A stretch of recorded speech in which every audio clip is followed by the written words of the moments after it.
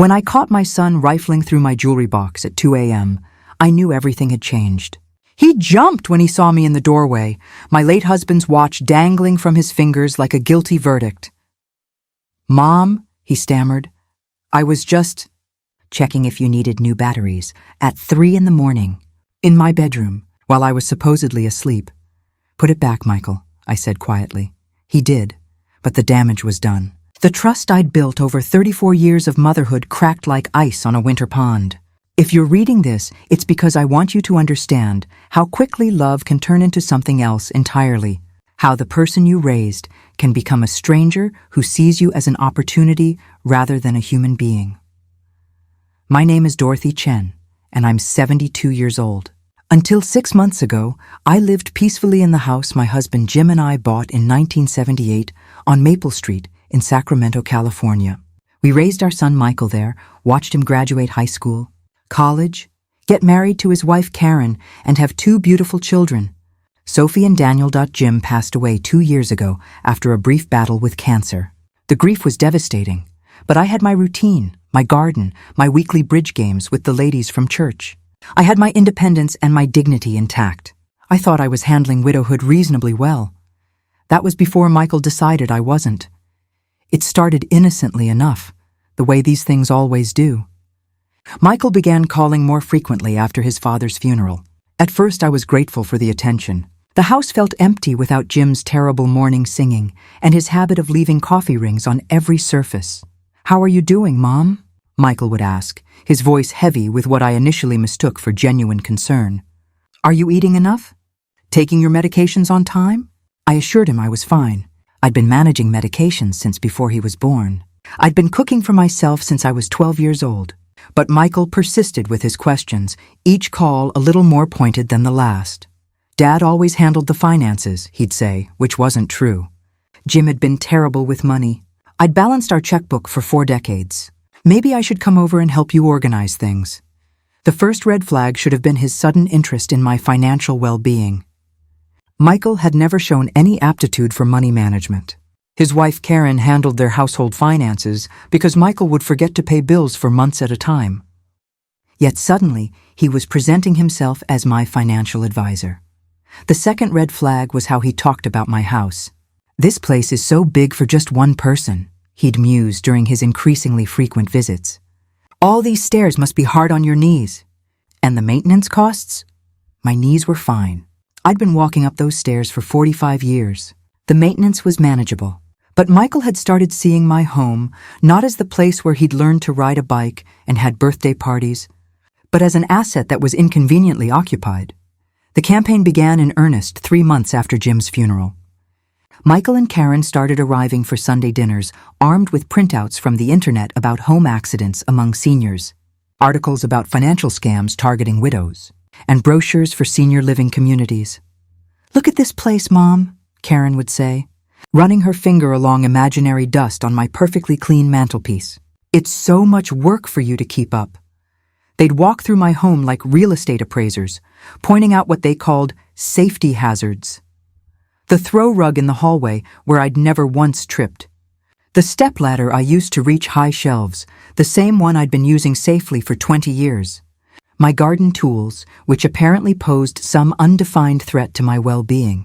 "We just want what's best for you," became their constant refrain. But what was best for me had somehow become identical to what was convenient for them. The escalation came when they brought their children to one of these Sunday dinners. My grandchildren, Sophie, 14, and Daniel, 11, whom I adored beyond measure. As we were cleaning up dessert, Michael made his announcement. "Mom, we found the perfect place for you. Golden Years Manor. It's only 20 minutes away, and they have activities, medical care on site, and you won't have to worry about cooking or cleaning anymore." Sophie looked confused. "Grandma, are you sick?" "I'm perfectly healthy, sweetheart," I assured her. "But you won't be able to keep this up forever," Karen interjected smoothly. "Your grandmother needs help even if she doesn't realize it yet. The implication that I was too mentally compromised to assess my own needs, delivered in front of my grandchildren like an established fact. "I'm not going anywhere," I said firmly. Michael and Karen exchanged one of their looks. The kind married couples develop to communicate without words. I'd seen Jim and me do the same thing countless times, but our silent communications had been about protecting our family, not manipulating it. "Mom," Michael said with the patient tone you'd use with a confused child, "we've already put down a deposit." The presumption took my breath away. They'd spent my money to secure a place I'd never agreed to live, in a facility I'd never visited, to solve a problem I didn't have. "Take your deposit back," I said. "It's non-refundable," Karen said quickly. "We explained your situation, and they understood the urgency. My situation. My urgency. As if I were having a medical emergency that required immediate intervention." That night, after they left, I sat in Jim's chair and tried to understand what was happening to my family. When had Michael stopped seeing me as his mother and started seeing me as a problem to be solved?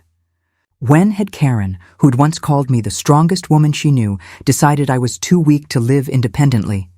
I pulled out a photo album from our early years on Maple Street. There was Michael at 5, grinning gap-toothed after losing his first tooth. Me bandaging his scraped knees, helping with homework, teaching him to drive in our driveway. I'd raised this boy to be honest, compassionate, independent. How had he become someone who would lie to senior living facilities about my mental state to secure a room I didn't want? The next morning, I called Golden Years Manor. "Oh yes, Mrs. Chen," the administrator said warmly. "Your son Michael explained your situation. We're so glad your family is being proactive about your increasing confusion and mobility issues." Increasing confusion. Mobility issues. Michael had painted a picture of a woman in cognitive decline who could no longer safely live alone. The administrator was genuinely sympathetic to the fictional version of me my son had created. "I'm afraid there's been a misunderstanding," I said carefully. "I never agreed to this arrangement." A pause. "Oh, well, your son has power of attorney, so he's authorized to make these decisions on your behalf." I never gave my son power of attorney. I'm looking at the paperwork now.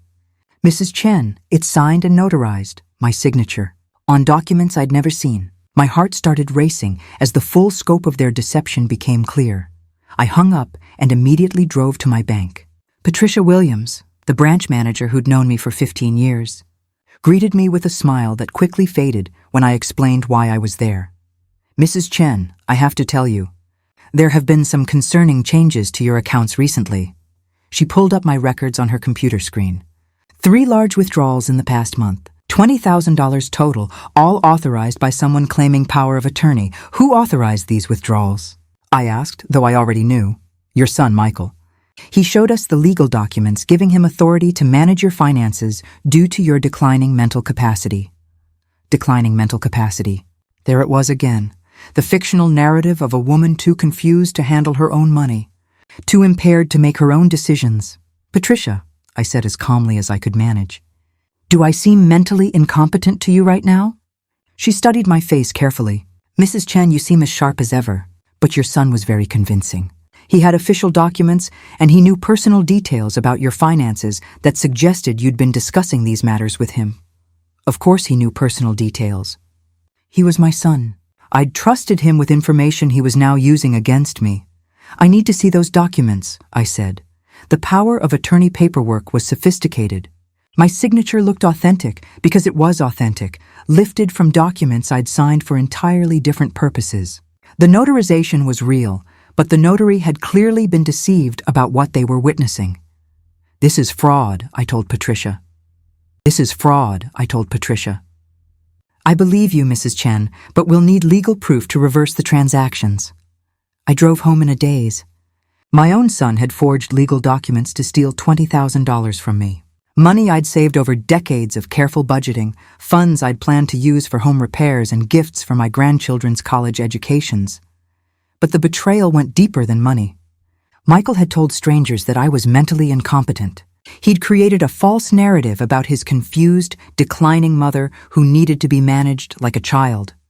He'd destroyed my reputation to justify his theft. That evening, he called with his usual fake concern. "How was your day, Mom? Did you remember to eat lunch?" "I went to the bank today, Michael." Silence on the other end of the line. "Mom, I can explain.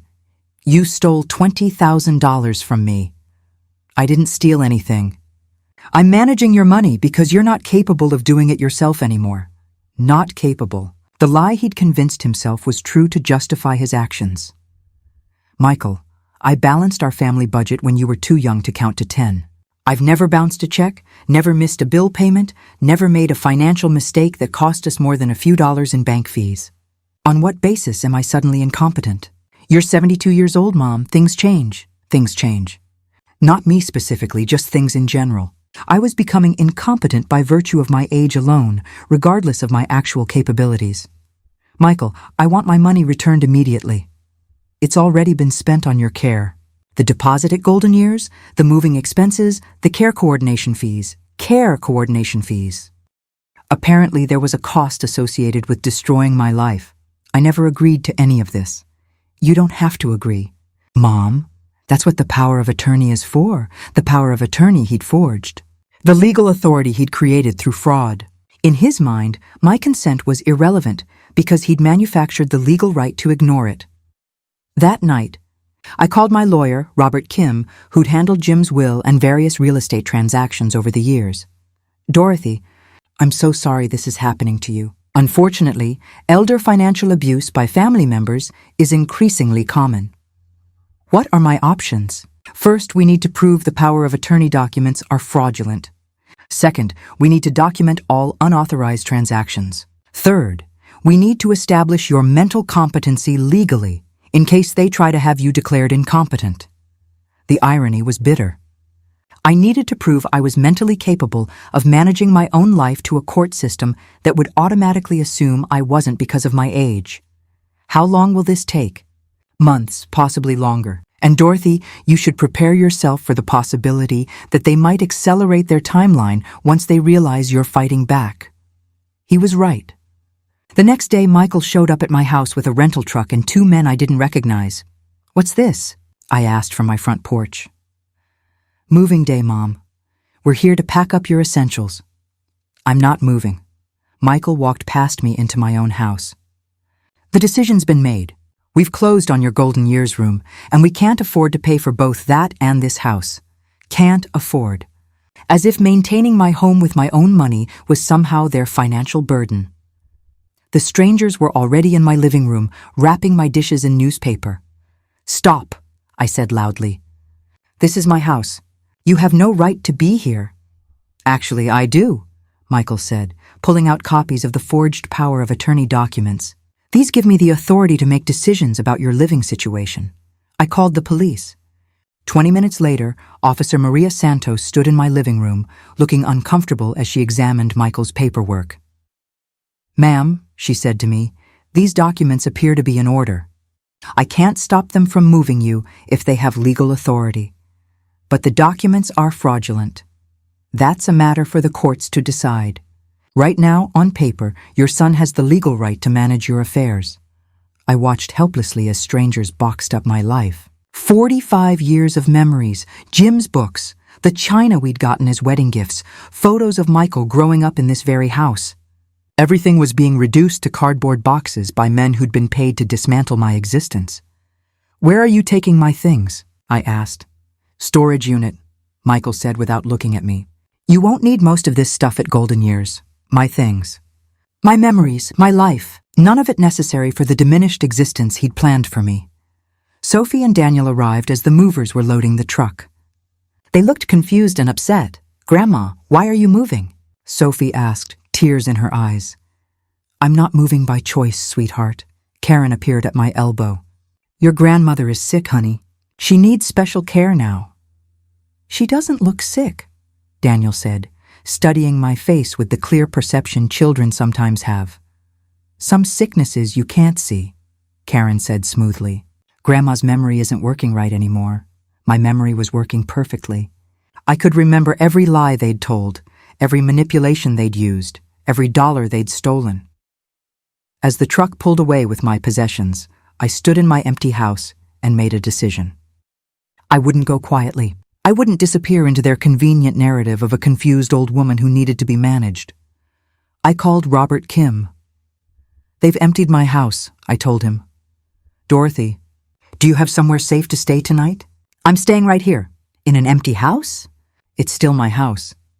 That night, I slept on the floor of my empty bedroom using a jacket as a pillow. It was the most uncomfortable night of my life, but also the most important. I was claiming my space, refusing to be displaced by their urgency. The next morning, Michael arrived to find me sweeping the empty living room. "Mom, you can't stay here. There's no furniture, no food. I'll manage. This is ridiculous. You're being stubborn. I'm being independent." "There's a difference." He pulled out his phone and made a call. "Yes, this is Michael Chen. My mother is having a psychological episode. She's refusing to leave her empty house. Yes, I have power of attorney. Yes, she may need emergency psychiatric evaluation. Emergency psychiatric evaluation. The nuclear option. If they could have me declared mentally unstable, all my legal protections would vanish." 20 minutes later, 2 paramedics arrived with a police officer and a social worker. The social worker, a tired-looking woman named Janet Morris, interviewed me while the others waited. "Mrs. Chen, your son says you're confused about your living situation. I'm not confused at all. I'm being forced to move against my will by someone using fraudulent legal documents." She made notes. "Do you understand that this house has no furniture or food?" "Yes, my son stole my belongings yesterday." More notes. "Are you taking any medications that might affect your judgment?" "Blood pressure medication. The same prescription I've taken for 5 years." After 30 minutes of questions, Janet Morris spoke privately with Michael, then came back to me. "Mrs. Chen, I'm not seeing any signs of mental incompetency. You're articulate, oriented to person, place, and time, and you understand your situation clearly. I can't recommend involuntary commitment." Michael's face went red. "She's obviously not capable of living independently." "Sir, living independently and living comfortably are 2 different things. Your mother has the right to make choices you disagree with, as long as she's mentally competent." As long as she's mentally competent. The key phrase that everything hinged on. After they left, I called my neighbor, Helen Wu, who'd lived next door for 20 years. "Dorothy, I've been so worried about you.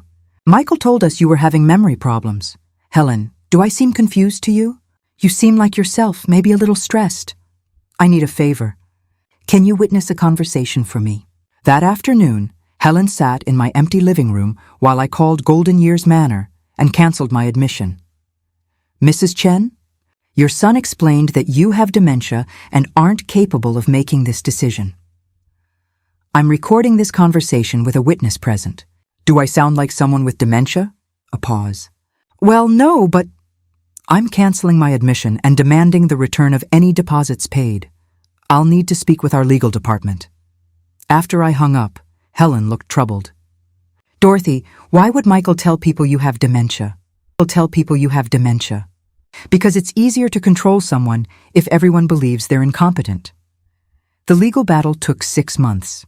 Robert Kim proved the power of attorney documents were fraudulent by demonstrating that I'd never appeared before a notary for that specific purpose. The bank's security cameras showed Michael presenting the false documents to Patricia Williams. Golden Years Manor admitted they'd never conducted a medical assessment to verify Michael's claims about my mental state. But the most damaging evidence came from an unexpected source: my grandchildren. Sophie, now 15 and old enough to testify, told the court that her parents had coached her to tell people I was getting confused and forgetting things, even though she'd never witnessed any such behavior. "They told me it was for Grandma's own good," she testified, her voice shaking. "They said she'd be happier in a place where people could take care of her. But Grandma always took care of herself. She helped me with my algebra homework the week before they moved her. Someone with dementia couldn't do that." Daniel, though too young to testify formally, had drawn pictures of our house with stick figures, labeled Grandma Sad and Grandma Home. His art teacher had noted that he'd been worried about his grandmother being taken away from her house. The court ruled in my favor. Michael was ordered to return the $20,000 he'd stolen, plus legal fees and damages. The fake power of attorney was nullified. Golden Years Manor returned my deposit with interest as part of a settlement agreement. But the most important victory was the judge's formal finding that I was fully mentally competent and capable of managing my own affairs without interference or supervision. Michael and Karen were required to attend court-mandated counseling about elder abuse. They were also restricted from making any medical, financial, or housing decisions on my behalf without my explicit written consent. The day I moved back into my house, Helen Wu and several other neighbors helped me unpack my belongings from the storage unit Michael had paid for with my stolen money. "Where's Michael?" Helen asked, noticing his absence. "He's not speaking to me," I said, carefully unwrapping Jim's coffee mug. Apparently, I embarrassed the family by refusing to cooperate with my own exploitation. That evening, I sat in Jim's chair, surrounded by my reclaimed possessions, and tried to process what had happened. My son had decided I was too old to live independently and had used fraud, theft, and manipulation to force me into a living situation I didn't want or need. When I fought back, he'd portrayed me as the problem, the ungrateful mother who was making things difficult for her caring family. The saddest part wasn't the money or even the betrayal. It was the realization that Michael had never really seen me as a person with the right to self-determination. From the moment Jim died, I'd become a problem to be managed rather than a human being to be respected. But I'd learned something important about myself during those 6 months of legal battles. At 72, I was still capable of fighting for my rights, still strong enough to resist manipulation, still smart enough to recognize fraud when I saw it. 3 months after the court case ended, I received a letter from Karen, not from Michael, significantly, but from his wife. "Dear Dorothy," it began, "I owe you an apology that I'm not sure I know how to make. The counseling we're required to attend has opened my eyes to things about our behavior that I'm ashamed to acknowledge." The letter was 4 pages long, detailing their recognition of the harm they'd caused, their understanding that they'd tried to control me out of their own fears rather than genuine concern for my welfare. "I think I was terrified of losing another parent figure," Karen wrote, "and I convinced myself that controlling your environment was the same as protecting you. I see now how wrong I was and how much pain we caused you." She didn't ask for forgiveness or reconciliation. She just acknowledged the truth and took responsibility for her part in it. I never received a similar letter from Michael. A year later, I still live in my house on Maple Street. My knees are fine. My memory is sharp. My finances are managed entirely by me, with oversight from no one. I've made new friends through a support group for seniors who've experienced family financial abuse. I've learned that my story is disturbingly common, and that many people my age aren't as fortunate in their ability to fight back. My grandchildren call me regularly now that they're old enough to have their own phones. Sophie visits most weekends, and Daniel comes by after school sometimes to help with my computer when it's acting up. They know the truth about what their parents tried to do, and they're old enough to understand that loving someone doesn't mean controlling them. Michael and I see each other at family gatherings, weddings, and funerals. We're polite to each other, but the trust is gone. He occasionally makes comments about my stubbornness or my inability to accept help, but he no longer has the power to do anything about either. Last month, Sophie asked me why I stayed in such a big house when I could afford something smaller and easier to maintain. "Because I can," I told her. "Because it's my choice to make. Because the moment you let someone else decide what's appropriate for your life is the moment you stop being the author of your own story." She nodded thoughtfully. "Is that why you fought so hard? To keep writing your own story?" "Exactly. If you're reading this and you recognize your own situation in my story, I want you to know something important. You don't become less human when you get older. You don't lose the right to make your own decisions just because someone decides those decisions are inconvenient. And you're never too old to fight for your dignity. Age is not incompetence. Needing help occasionally is not the same as needing to be managed constantly. And love that comes with conditions isn't love at all. It's control, wearing a mask of concern. Don't let anyone convince you that your desire for independence is selfishness. Don't let them tell you that your refusal to be controlled is evidence that you need to be controlled. Trust your instincts, document everything, and remember that you have rights that don't expire when you hit a certain age.